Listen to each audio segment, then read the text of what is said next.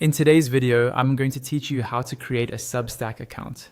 We'll walk through the process from the very first page you visit all the way to getting your new account confirmed. By the end, you'll be ready to start exploring, reading, or even publishing your own newsletter. First, open your web browser and go to substack.com/signup. This is the official sign-up page for new users. On this page, you'll see a field where you can type in the email address you want to use for your Substack account. Take a moment to choose an email you check regularly, since Substack will send important updates and your confirmation link there.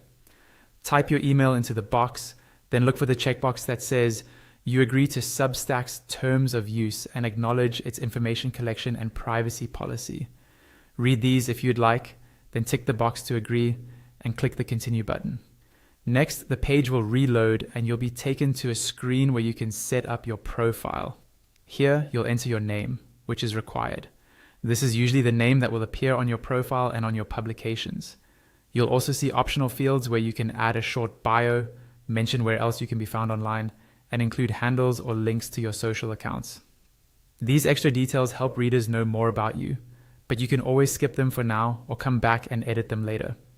Once you're happy with what you've entered, click Continue. The page will reload again, and now you'll be asked to choose your Substack URL. Substack will suggest one for you automatically, usually based on your name, but you can change it if you prefer something different or more on-brand. Type the URL you want in the field provided. If it's available, you'll see a small check mark on the right side of the field, which means you're good to go. When you've found a URL you like and that's available, click Continue again. On the next page, you'll have the option to import a mailing list. This is useful if you already have subscribers elsewhere and want to bring them into Substack. If you don't have a list yet, or you want to set this up later, simply click Skip. Finally, the page will reload one more time, and now you're inside your new Substack account.